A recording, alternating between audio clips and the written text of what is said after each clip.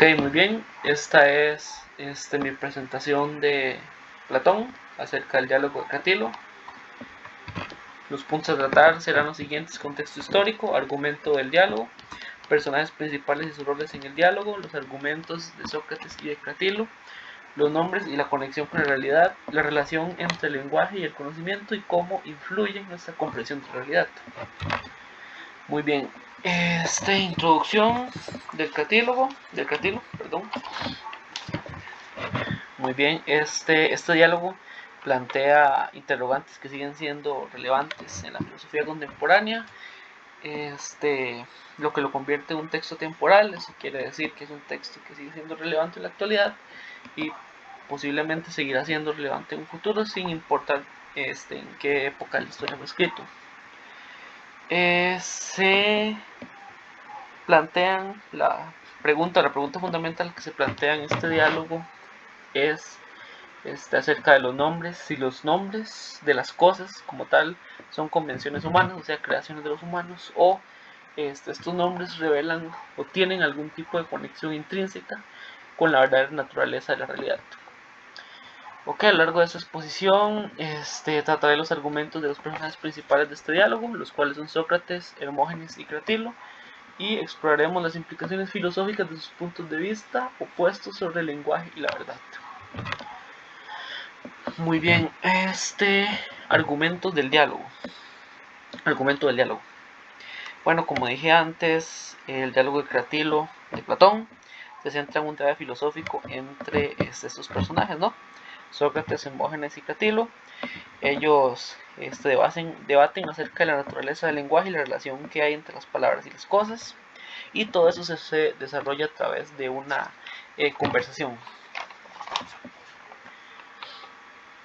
La cuestión central de esta discusión o de esta conversación sería si los nombres de las cosas son convencionales o más bien si tienen algún tipo de conexión intrínseca que habla acerca de su verdadera naturaleza. En el diálogo se presentan argumentos y ejemplos para respaldar ambas posturas, lo que genera una reflexión profunda sobre la relación entre el lenguaje, la verdad y el conocimiento.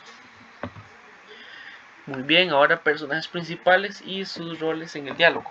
Primeramente Sócrates es el personaje central de esta obra. En el diálogo, Sócrates representa la posición filosófica que sostiene que los nombres de las cosas son convencionales. O sea, es decir, no tienen ningún tipo de conexión ni revelan nada relacionado a su naturaleza de las cosas, simplemente son puestos por los humanos y ya está. No hay ningún tipo de conexión intrínseca entre los nombres y la naturaleza de las cosas.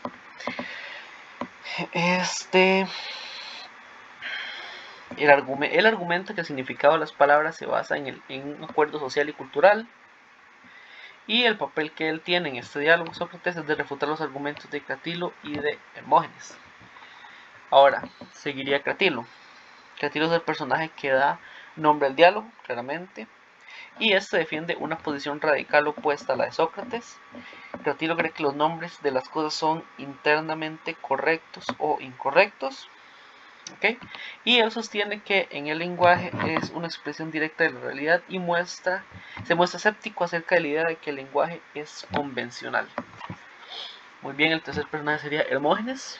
Hermógenes es otro personaje, ¿no?, muy importante central, de los tres personajes centrales en el diálogo Cratilo, y representa una posición intermedia entre Sócrates y Cratilo, aunque inicialmente muestra simpatía por la posición de Cratilo. Hermógenes comienza a cuestionar sus argumentos y considerar la perspectiva de Sócrates.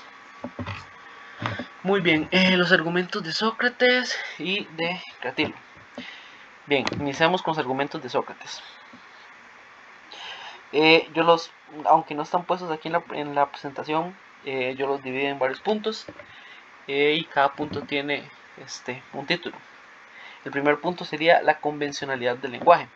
Sócrates argumenta que en el lenguaje es una creación humana basada en acuerdos sociales y culturales. Los nombres de las cosas no son inherentes de la naturaleza de las cosas, o sea, los nombres son puestos nada más. No es que el nombre es inherente a la naturaleza de este, sino más bien simplemente colocado por la cultura, por el momento histórico exacto.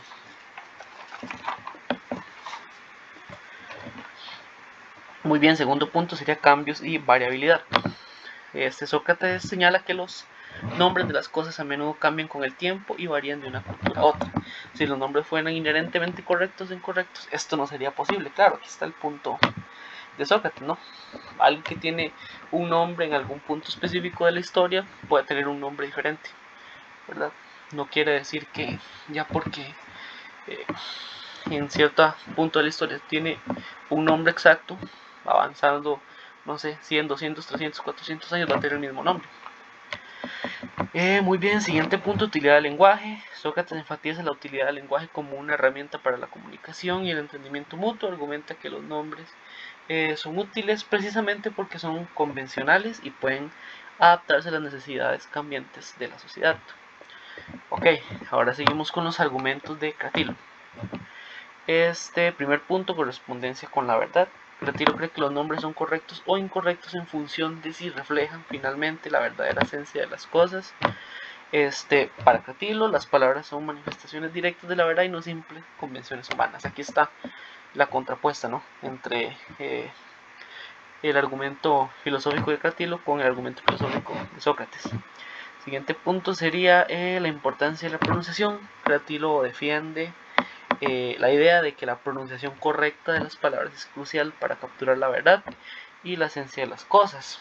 Cree que los sonidos de las palabras están intrínsecamente relacionados con su significado.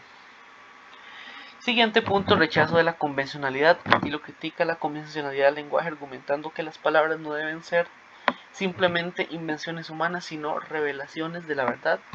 Para él, la pronunciación correcta de un nombre es fundamental para acceder a la sabiduría y a la verdad. Estos serían pues los argumentos de Sócrates y de Cratilo. Muy bien, para finalizar, los nombres y la conexión con la realidad.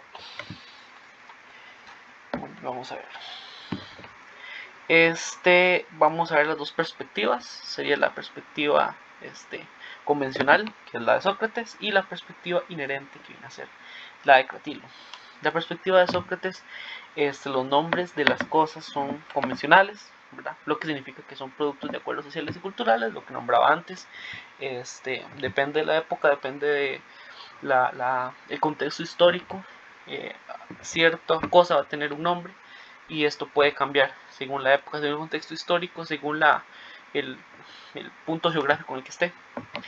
Los nombres no tienen una conexión inherente con la naturaleza de las cosas a las que se refieren. En otras palabras, no hay una relación necesaria entre el sonido de una palabra y la esencia de lo que representa. En lugar de eso, el significado de una palabra se deriva de la convención, de cómo una comunidad, por ejemplo, decide utilizar esa palabra para representar una cosa, concepto o un concepto específico. Sócrates argumenta que los nombres son etiquetas útiles que nos ayudan a comunicarnos, pero no revelan la verdad intrínseca de la realidad. Muy bien, ahora viene la perspectiva inherente, que sería la de Cratilo. Cratilo sostiene que los nombres tienen una conexión intrínseca y verdadera con la realidad. Según esta perspectiva, los nombres son correctos o incorrectos en función de si reflejan fielmente la verdadera esencia de las cosas. El personaje Cratilo cree que en el lenguaje es una expresión directa de la realidad y que los nombres tienen un poder mágico al revelar la naturaleza auténtica de las cosas. En otras palabras, para Cratilo las palabras no son simples convenciones humanas, sino manifestaciones de la verdad misma. Muy bien, en el diálogo, para terminar, Platón explora estas dos perspectivas a través de un debate intelectual entre Sócrates y Cratilo, y en cierta medida Hermógenes también. La pregunta fundamental sobre si los nombres son convencionales o tienen una conexión intrínseca con la realidad impulsa el diálogo y desencadena una profunda reflexión sobre la naturaleza, el lenguaje y la verdad. Muy bien, vamos ahora con la última parte, la relación entre el lenguaje y el conocimiento y cómo este influye en nuestra comprensión de la realidad.